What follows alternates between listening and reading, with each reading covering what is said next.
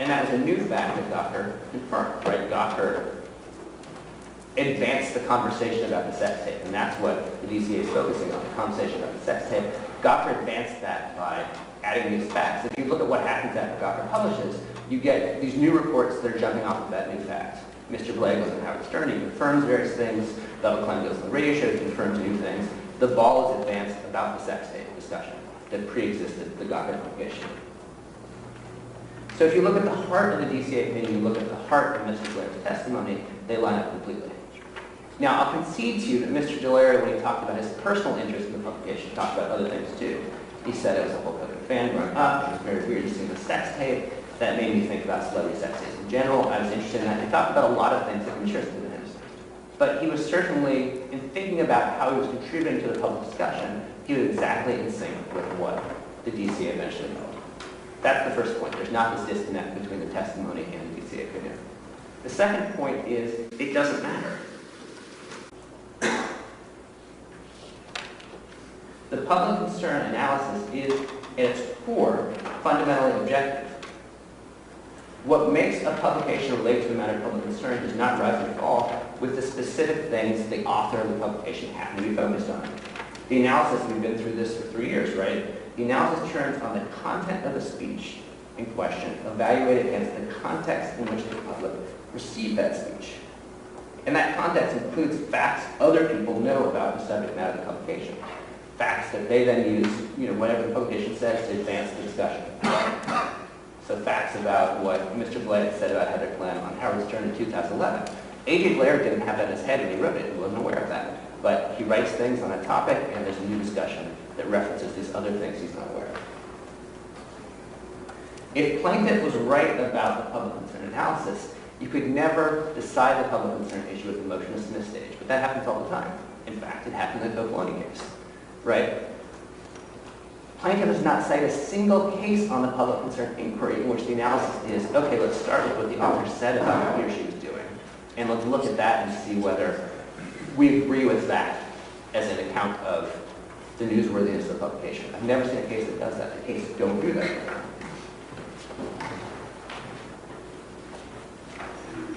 So I think this idea that the DCA opinion can be disregarded just because we have this new fact about Blair's testimony is doubly wrong.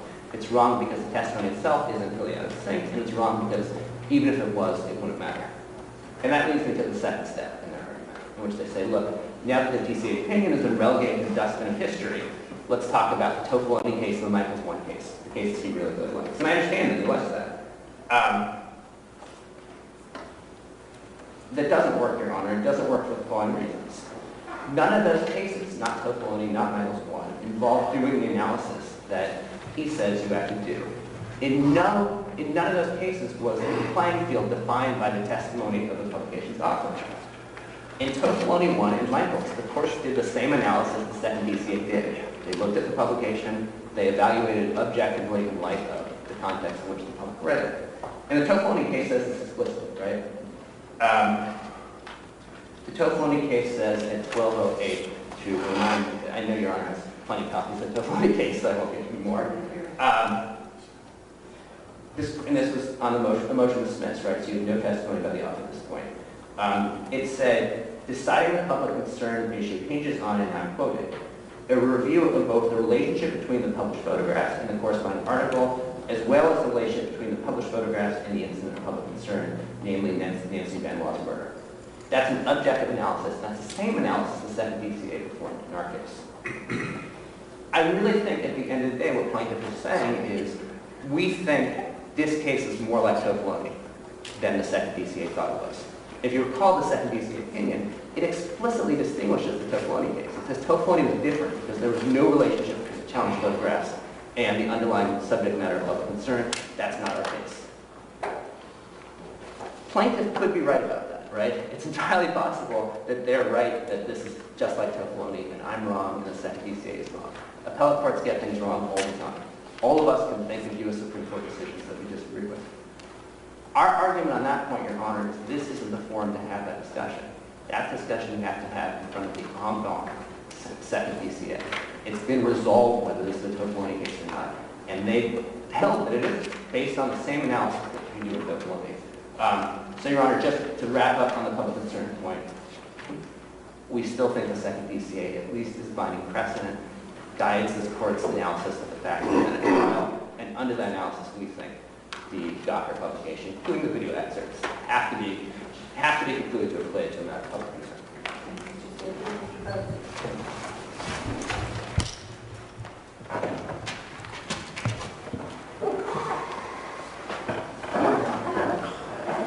So, Mr. Shaffier started today by talking about how all you need to really do is look at the second DCA opinion, but he didn't really have you look at it. And there's a couple of very important reasons for that really refute everything that he just said.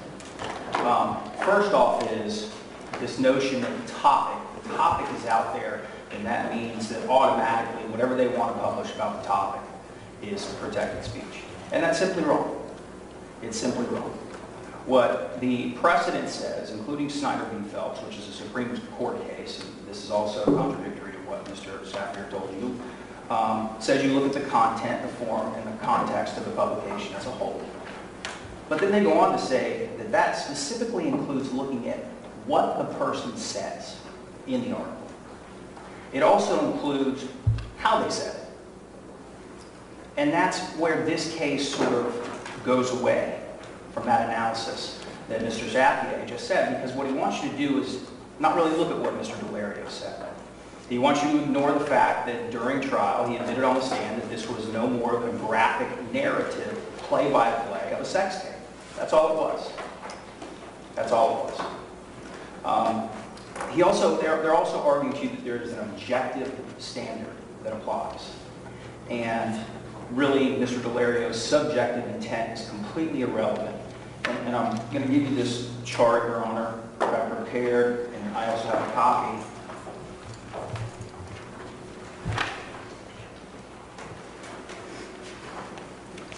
Included with this is actually a copy of the second DCA opinion, as well as excerpts of Mr. Delario's testimony. But there's an important, very important part of the second DCA opinion that they've completely ignored, and it's at the end of the case, Judge. And what it says is, it actually cites the Doe case. Quote, "It was within Gawker Media's editorial discretion to publish the written report in the video excerpts." And they cite the Doe. And when citing the Doe, they say, noting it's the primary function of the publisher to determine what is newsworthy, and that the court should generally not substitute its judgment for that of the publisher. That's subjective. That's not objective. We're going to defer to you, Mr. Delario. What are the reasons that you published? What are the reasons that you put up this sex tape? That's essentially what they're saying there. And at this early stage proceeding, without having the benefit of Mr. Delario's testimony, they went based on argument. They went based on the reasons why the Gawker defendants claimed from the outset of this case that this thing was newsworthy. And those were arguments. And so the second DCA ruled based on those arguments, not an evidentiary record. Not this man sitting on the stand and testifying under oath as to the reasons. So what are those reasons? Well, they're in the chart.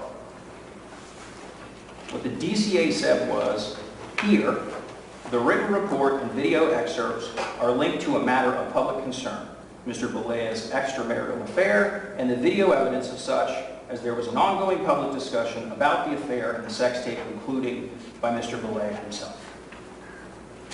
They also went on to note some other reasons why this was potentially newsworthy. He was better known by his wrestling name, Hulk Hogan. He enjoyed the spotlight as a professional wrestler. He and his family were depicted in a reality television show detailing their personal lives. He openly discussed an affair he had while married to Linda Belea in his published autobiography, and others discussed his family, marriage, and sex life through various media outlets. Further, prior to the publication and issue of this appeal, there were numerous reports by various media outlets regarding the existence and dissemination of the sex tape, some including still shots therefrom. We had this opinion when we went to trial. Gawker had this opinion when they went to trial. I had this opinion when I prepared his cross-examination. And the questions that I asked him were not a mistake. And if you look at his responses, he admits that every reason why the second DCA thought that this was newsworthy at the preliminary injunction stage was not the reason why he published this. As to the extramarital affair issue, I asked him, the fact that Mr. Balea was taped having sex with his best friend's wife wasn't the news hook for your piece, was it? Nope, not necessarily. So the existence of the tape was not news. Correct? Correct. He had already verified the existence of the tape. Yes, he had. So really then, the whole point of the story was to commentate on what you witnessed on the tape, wasn't it? Yeah, because it was newsworthy. That's it. That's the only reason he published. The only reason he published. And he says it in the article itself. We all love to watch famous people have sex because it's something we're not supposed to see. The internet has made it easier for us all to become shameless voyeurs and deviants. That's not news. That's exactly what the court in Tofoloni said is a morbid and sensational prying into the private lives of others for its own sake. It's exactly what it is. Then, Your Honor, just to be certain, all of the other things that the second DCA said, all of the facts that they noted in the opinion as being significant as to why this may be newsworthy, we went through one by one. Your article doesn't mention his wrestling career, does it? No. You didn't make any mention of statements that he made on the Howard Stern show. No. It doesn't make any mention of Mr. Balea's autobiography, does it? It does not. It doesn't make any mention of his wife's autobiography, does it? It does not. It doesn't make any mention of the things that Mr. Balea had said or images that have been shown on his reality show, does it? It does not. Things that he had said about his sex life. You weren't aware of statements like that, right? Not necessarily, no. I heard him on the Howard Stern show after the fact. But you weren't trying to disprove anything that he had said publicly in your piece, right? I wasn't trying to disprove anything he had said publicly. All I was trying to do was show the portions of the tape that I thought were interesting and then write about the tape that I watched. That is the most profound admission in this entire case. And it is most definitely a fact that is not the same, as Mr. Safier said, as the facts that the DCA was reviewing. The Doe case that the DCA cited to their prior decision, that case also said the judgment of what is newsworthy must remain primarily a function of the publisher, but they noted that it's not absolute. What they say in that case is the curiosity and voracious appetite of the public for scandal will be too easily exploited by unscrupulous publishers. That's exactly what happened here, Judge. It's exactly what happened here. It's exactly why they're denying that their discretion is meaningless in this case, even though the second DCA, in a prior opinion here, said the exact opposite. It is an objective analysis of the facts once they've been determined, but those facts include the subjective intent of the publisher. It's an objective analysis of the content, the context, and the form of the publication and what was said. And it's a fact question in certain cases. They made an argument in their papers, and someone alluded to it today, that, well, this is a pure question of law, and that's simply wrong. It's simply wrong. When you look at the standard, when you look at the cases, and in particular, Judge, when you look at the recent Judge case out of Utah, it was earlier this year, where they explicitly said it's a question of fact that needs to go to the jury. That was a case that involved the publication of nude photographs with a woman who voluntarily appeared to be interviewed by the press for a story about her plastic surgery procedure. There was an actual news story on it. And that court didn't determine as a matter of law that this was or wasn't newsworthy. What they said is very poignant. They said that whether or not the nude photos that they wanted to use for that piece, and did use for that piece, were gratuitous or overly intrusive was a fact matter for the jury.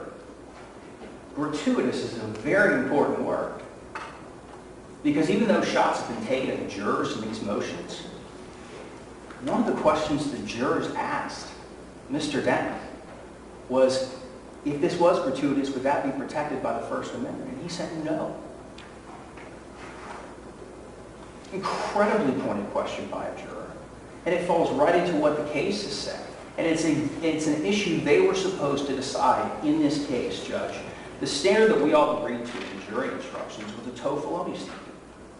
The lines to be drawn when the publicity ceases to be the giving of information to which the public is entitled and becomes a morbid and sensational prying into the private lives of others for its own sake, with which a reasonable member of the public with decent standards would say that he or she had no concern. That's what the jury decided. Those are fact issues. And based on the record that was presented to that jury, based on the unrefuted testimony, including the admissions primarily of the defendants, the decision that they made was absolutely correct. Those constitutional facts, which you review independently on the record as a whole, are well supported, are completely supported. And every reason that the second DCA believed, based on the representations that were made to them, the arguments as to why this was newsworthy, were disproven. Clearly, convincingly, beyond a reasonable doubt. I don't care what standard you want to use. At this trial, when the publishers get on the stand and admit that the only reason that they put a sex tape up was to show the public the sex tape, that's not news. It never has been, and it never will be. That's very simply what this jury decided. It was absolutely correct.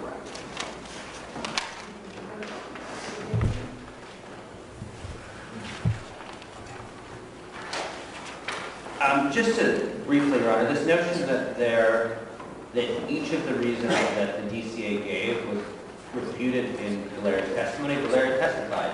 He knew about the prior discussions. He referenced the prior discussions. What they seem to be focusing on is Delaria's account of what part of that he was most interested in, what part of this publication he cared about. That's subjective motivation. We don't have a single case. They haven't cited a single case that say the subjective motivation of the speaker matters or is dispositive. And we cited a Sixth Circuit case that explicitly said that it did. I want to take a couple more points quickly. They say the standard is subjective, and they cite the Doe versus Sarasota case as a basis for that. That was a motion to dismiss case, Your Honor. There was no testimony from the author, no testimony about anyone's subjective beliefs or subjective mindset. What the court said there, and this is what the Second DCA is saying here, is that in performing the objective analysis of the publication, you show a deferential standard toward the editorial judgment of the publisher. It's not absolute deference. They're absolutely right about that. If there wouldn't be a publication private back court. We all know there is. But in performing the objective analysis, which is what the Doe court did because they were on motion to dismiss, you show some deference to the editorial judgment of the publisher just based on what was published, looking at what was published. And that's what the First Amendment demands. On the Tofoloni case, Mr. Vogt said that we agreed to an instruction based on Tofoloni. We actually did object to that, but it doesn't matter, right? Because what the Second DCA did is they applied the Tofoloni standard and said, applying the standard, we don't think this case is like Tofoloni. So we objected for preservation purposes, but we're fine for J&B purposes with the Tofoloni standard being applied because the DCA already applied that standard. Two additional points, Your Honor. One, in making his case that all Mr. Delaire was focused on was, exposing, morbid sensibility, that decent, whatever the Tofoloni standard is, and focusing on the idea that that was what Mr. Delaire was doing, he focused on the language of the written commentary, right? The idea this is something you're not supposed to see, we're shameless, deviants, and voyeurs. That language we all know very well. That language was before the Second DCA, right? That's not testimony that was new. The Second DCA read the written publication. One point briefly about the Judge case, that's a Utah case. The Second DCA opinion is a Florida case. And finally, this idea that what Mr. Delaire testifies as to what the news hub is necessarily defines the news hook. That's not right. You can look at the article and say, we think this contributed to a discussion. We think this was newsworthy. It doesn't matter what Delario thought. And the other point about that is they didn't just sue Delario, right? They sued Denton, they sued Gawker Media as a whole. Delario's opinion doesn't control because other people who are also sued get that opinion too, right? That's another reason why the subjective standard doesn't apply, because you have these publications that are written by multiple people touch them. No one person's subjective mentality controls, it's the objective output that controls the analysis. And that's all I have to say on that point.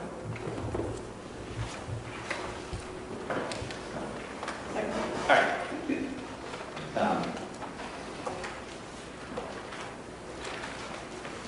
So the second issue I want to take up is the right of publicity tort, and in particular the commercial purpose element of the tort. Florida law, Your Honor, is very clear on this issue. The tort of commercial appropriation, misappropriation, is basically a cause of action for false endorsement. You represented that I endorsed something. You know, you've got a benefit from representing that I endorsed something. I didn't. That's a false endorsement. You should have paid me. The clear summary on the law of this comes from this decision called Fuentes v. Mega Media Holdings, which is just summarizing Florida law. I don't think there's much disagreement about that. May I approach, Your Honor?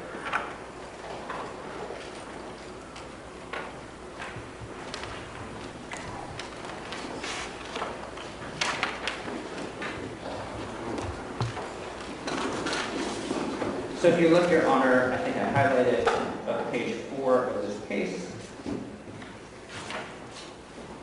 pin site 1258. The court summarizes Florida law on this issue as follows. Following Valentine, there are a number of Florida cases that hold that the use of one's name, likeness, portrait, or photograph, whether in a news report, television show, play, novel, with a likeness not actionable unless the individual's name or likeness is used to directly promote a commercial product or service, separate and apart from the publication. That's the test. It's a bright line test. And I don't think there's a disagreement about the test. I think this is perfectly consistent with the Time decision. I use this case and not Time because it summarizes it in a way that's more helpful than the Time case. So there are two elements to this commercial purpose idea. The first is there has to be a direct promotion of something. Selling Hulk Hogan hats, using Hulk Hogan to advertise your restaurant, something like that. And the second is the thing that's being directly promoted has to be something other than the publication itself. So there's directness and something within the publication itself. So that's the law. Let's look at what the evidence shows. May I approach your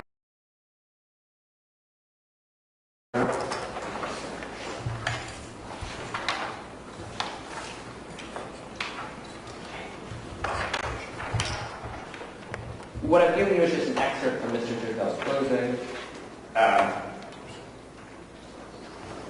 And if you look at here on the last full paragraph on page 3740, this is Mr. Turkel speaking.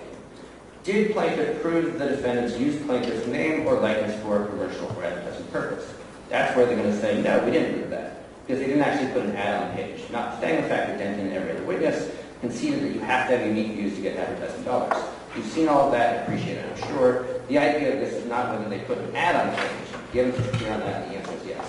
So what Mr. Turkel represented to the jury was, if they got ad dollars based on using Mr. Bled's name or likeness, the commercial purpose element is satisfied. We know that's not right. That's not the law. And I think that's clear. I don't think there's a disagreement about that. In their opposition to our J and OB motion, they developed a more sophisticated argument, which I think is an important argument. Basically, their argument is that Gawker used Belea's name or likeness to draw readers to its website. They, parasitically exploited their celebrity. They drew readers to their website, built their audience, and that, they say, is like using Belea's name or likeness to endorse Gawker, or to promote Gawker, rather than not endorse, to promote. So this is a quote from page 33 of their opposition. They say, and this is a very general statement about Gawker, all of Gawker's posts, and especially the Gawker video, are vehicles for commercial marketing or promotion of Gawker media, generally on the internet and through social media. And it was a way to bring users into the Gawker universe where they could become available to Gawker's advertisers and generate more revenue and profits for Gawker. So that's the theory. They use his name and likeness to draw people to the site. Maybe they say that builds their audience. They sell more ads based on that. That's not a commercial purpose in the relevant sense. First, it's not a direct promotion of anything, right? There's no use of Hulk Hogan that says, I'm Hulk Hogan, I'm endorsing Gawker. There's not a direct use of, there's not a use of his name and likeness to directly promote anything. The theory is just that they use his name and likeness to draw people to the website, and that indirectly promoted the website. The second problem is they're not promoting, under this theory, what's being promoted is Gawker itself, not something separate and apart from the publication. As far as I can tell, plaintiff has essentially two responses to this argument. The first is to say, Gawker didn't use the Hulk Hogan name and likeness in the context of a legitimate news story, so we're outside, the protection of the narrowly drawn commercial purpose standard. That argument doesn't work for two reasons, Your Honor. The first is, and this is laid out very clearly in the Time decision, the newsworthy analysis and the commercial purpose analysis are completely different. Right? And this was set out in the verdict form. In the verdict form, we had newsworthiness or public concern as defense, and then there was an element that plaintiff had to meet, commercial purpose. Those are separate analyses. Newsworthiness focuses on the content of the publication. Commercial purpose focuses on the manner of use. How is the name and likeness being used? Our content. Second, the kind of analysis that plaintiff would ask this court to take faces serious First Amendment problems. I think the sort of moral intuition that they're driving at, what they're getting at, is this idea, and it has some superficial force, is that to the extent that Gawker got some benefit, we disagree about how much, but got some benefit from posting the excerpts, that's a benefit that they got on the backs of Mr. Blade's celebrity. He worked really, really hard to build this Hulk Hogan character, and then Gawker makes money off of it, and that doesn't sound fair. He should get a cut. And we got much more than a cut. We'll talk about that later. But that's the basic theory. What the Time decision says is that can't be the line you draw. You need a clear line, directly promote the product or service distinct from the publication itself. And that's for a good reason. Under the First Amendment, the media has to be able to publish things about popular figures without worrying that they're going to be sued if the court determines that, well, why you made money off this publication is that people are interested in the celebrity, not because you wrote something interesting about the celebrity. That kind of person, is the benefit derived from the celebrity or is it benefit from the value added by the publication? You can't endorse analysis where courts engage in that kind of parsing. You'd have a profound chilling effect, right? One of the major sort of media criticisms that have come out of this presidential election is this idea that cable news is covering Donald Trump excessively because they're doing it to draw readers and get ratings and it's making money for CNN. I don't know whether that's true, but that's identical to their theory of liability against us on the commercial purpose prong. And it would have a profound chilling effect if every time any media entity wanted to report about public figures, they had to sort of ask themselves, ooh, am I getting sued on the theory that this use is parasitic? That people are only drawn to what I'm writing because they're interested in Donald Trump or Beyonce or Jay-Z or something like that. That can't be the analysis. Time draws a bright line, and they're on the wrong side of the bright line. The second argument they make on the commercial purpose prong is this idea, well, Time is a case about a movie, this is the internet's different. They don't say a single case the same. The basic principles that are well established under Time and law and under decades of law about commercial purpose apply seamlessly to the internet. And in fact, what they say is special about the internet is you don't sell tickets, you don't sell copies of publications. What you do is draw in audience. If the audience stays, that allows you to charge more to advertisers. That's what radio does, that's what television does. That's not a distinction between the internet and other media. We have decades of law saying the commercial purpose analysis applies exactly the same to radio, it applies exactly the same to television, it should apply exactly the same to the internet. And if it doesn't, if their theory is adopted, I don't understand, it would pose serious problems for the ability of any internet publication, not Gawker, not just Gawker, but BuzzFeed, Politico, any internet-only publication to work. Because under their theory, almost everything they write about any public figure would be vulnerable to this kind of right of publicity claim. So unless Your Honor has any questions?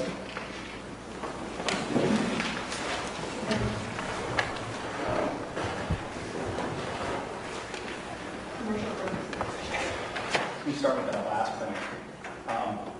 under our theory, there would be serious problems to every other internet publisher. No. No. Other internet publishers don't put up sex tapes. That their CEO testifies under oath at trial is, quote, pornography, end quote. There's no chilling effect. Don't do what these guys did. That's all we're saying. The overwhelming and unrefuted evidence at trial established that they did, without question, have a commercial and advertising purpose in this case. Their own expert testified that they used this video to virally market their brand and their websites. Plural websites. Because at the bottom of this page, even though there were no ads on the page where the video was placed, there were links to all of their other sites. And people who clicked on those links would then go to the other sites, see pages with ads, and they would make money. The other advertising purpose and commercial purpose here is that the mere fact that they got unique visitors with this had a substantial benefit to them. It was Mr. Anderson's testimony, supported by their own expert's testimony, as to what that benefit was. You've got a situation here where the testimony at trial was just to get their foot in the door with advertisers. They needed uniques. And then once they were in the door, they had to talk about their uniques. It's how their business was run. Without question, Mr. Boulez's name and likeness were used, and they were used in a way that directly benefited their website, their brand, and generated revenue for them. Mr. Tapia said, well, you didn't cite a case for the proposition that a movie is different than the internet. I don't think you need a case for that. It's pretty clear. The internet is a different beast. That's why a lot of the cases have never really dealt with this issue yet. Of someone using material to virally market their website and their brand at the expense of a plaintiff. That's what happened here. That's all the tort here requires. Was there a commercial or advertising purpose? And every piece of testimony we heard in this case, from Mr. Warren, to Mr. Anderson, to Mr. Denton, to Mr. Kidder, to Mr. Gornstein, all of them said the same thing. When you look at that testimony as a whole in totality, it clearly established that there was a commercial and advertising purpose. That was the reason that they put this video up. And the reason was made clear by Mr. Denton's philosophies and what he told his people to do. And this somewhat ties into what the last argument was on the prior topic, which was that, well, nobody talked about what the other people did wrong. Denton laid the framework. His philosophy was the philosophy of the organization. He gave the marching orders. And the marching orders were, go out, get explicit content, get salacious content, get stories about sex, crime, or even better, sex crime. Get images and then write stories to try to support the images. And I want all my people to do that because that drives uniques, and uniques are what makes advertisers shower us with dollars. That was his own memo. Every piece of evidence in this case established exactly what we claimed, which was that there was a commercial and an advertising purpose to them putting up this video. It was viral marketing through the internet and on social media. And there's nothing said or argued here that is established otherwise. I'm going to take a brief break before we go into our next point of your response. So say that again. All rise. Recess for 10 minutes.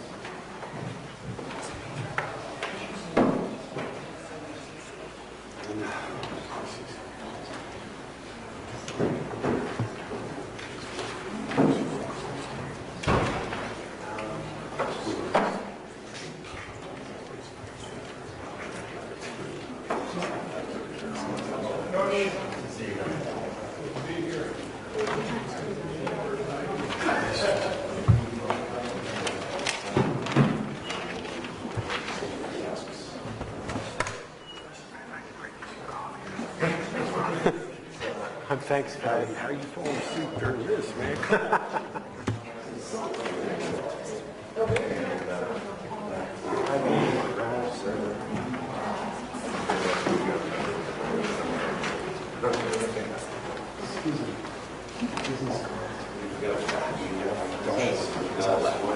Spell your name for it.